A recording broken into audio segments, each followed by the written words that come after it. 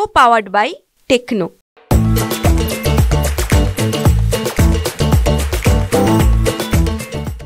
आणि वडगाव शेरीवाल्यांनी तर काय बोलूच नाही, त्यांनी कुठल्या तोंडाने मत मागणार आहेत?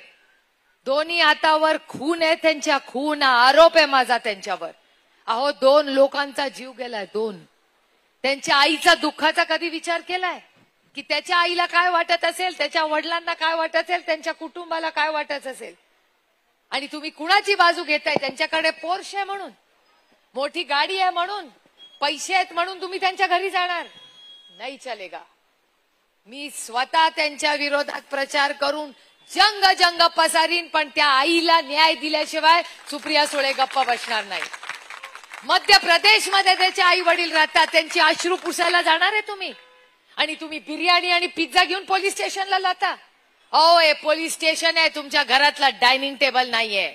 ही मस्ती तुमच्या घरी दाखवायची, सर्वसामान्य माणसाच्या अश्रूंसमोर नाही चालणारी. आणि ही पोर्श गाडी कितीतरी कोटी रुपयाची गाडी आहे, कुठल्या पैशांनी विकत घेतली देवालाच ठाऊक.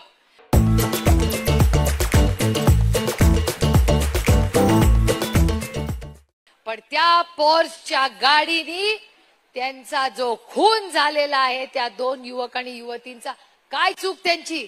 की ते गरीब आहेत म्हणून मोटरसायकलवरनं जात होते, ही त्यांची चूक? गरीब माणसाच्या आयुष्याची ही किंमत तुम्ही कराल आणि पोर्शवाल्याला बिर्याणी खायला घालवाल? नाही चलेगा.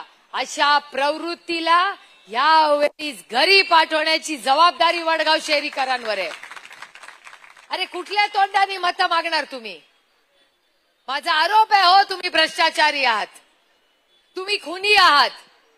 त्या आईचं दुःख आणि त्या आईचा कधीतरी वेदना, कधीतरी आईचं दुःख कोणीतरी बघावं काय असतं. आणि या पोर्श करण्याला एवढं करून थांबले नाहीत ते. रक्त तपासणी केली, त्या रक्त तपासणीमध्ये रक्त बदलायचं पाप पण यांनी केलेलं आहे. रक्त बदललं. हे असा तुम्हाला लोकप्रतिनिधी पाहिजे? असं सरकार पाहिजे? हे कोणी फोन केले? या गोष्टी जेव्हा झाला, महाराष्ट्र प्रश्न विचारतोय, महाराष्ट्र सत्य मागतोय, महाराष्ट्र हक्क मागतोय. मी हक्क मागतेय, मला उत्तर पाहिजे की त्या दिवशी पोलीस स्टेशन मध्ये फोन कोणी केला?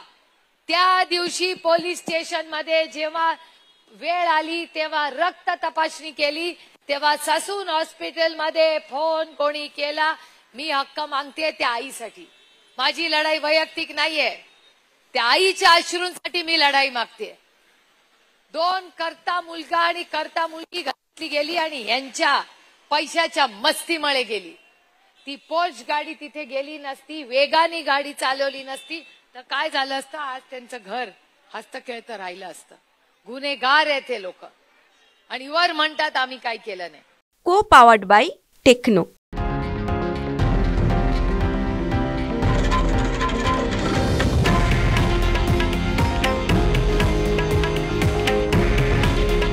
हे आहे देशातील नंबर 1 न्यूज नेटवर्क आणि आपण पाहत आहात TV9 मराठी. काळजी तुमची, हित महाराष्ट्राचं.